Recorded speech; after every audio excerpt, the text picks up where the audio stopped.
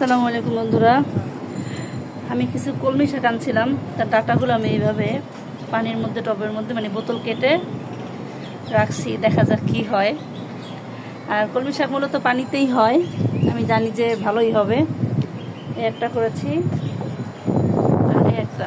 আর unique প্রসেসিংয়ে আজকে আমি কলমি শাকটাকে শুটকি দিয়ে ভাজবো। বিসমিল্লাহ। বেশি করে পেঁয়াজ আর রসুন দিতে হবে।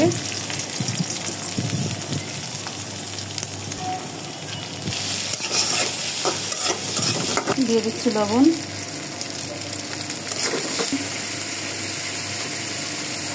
কাঁচামরিচ তো ঝাল হবে, খুব ঝাল ঝাল শুটকি দিব তো, আর শুটকির সাথে ঝাল না হলে একেবারেই যায় না। তাছাড়া এমনি তো আমরা খুব ঝাল প্রিয় মানুষ, খুব ঝাল পছন্দ করি।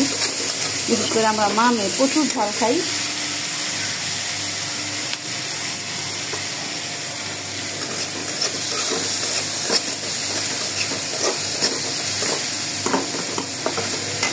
এরপর যে শুটকিটা দিয়ে দিব।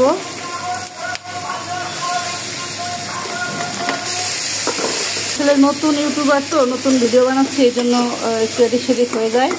আমার এখানে একটু ভুল হয়ে গেছে। আমার এই শুটকিটা দেওয়া দরকার ছিল একদম সর্বপ্রথম তেলের মধ্যে একটু হালকা ভাজা ভাজা করে, তারপর পেঁয়াজ মরিচটা দেওয়ার দরকার ছিল। তো যাই হোক, আপনারা ওইভাবেই করেন। তবে এভাবেও ঠিক আছে, হয়তো শুটকিটা একটু ভেঙে যাবে আর কি। আর নয়তো ওইভাবে ভেজে ভেজে দিলে শুটকিটা একদম আস্তে আস্তে থাকতো। শুটকিটা একদম ঘেরান বের হয়ে গেছে।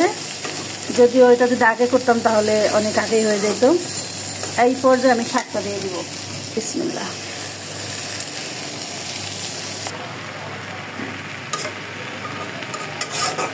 শাকটা আমি ঢেকে দিব না, ঢেকে দিলে এটা কালারটা চেঞ্জ হয়ে যাবে।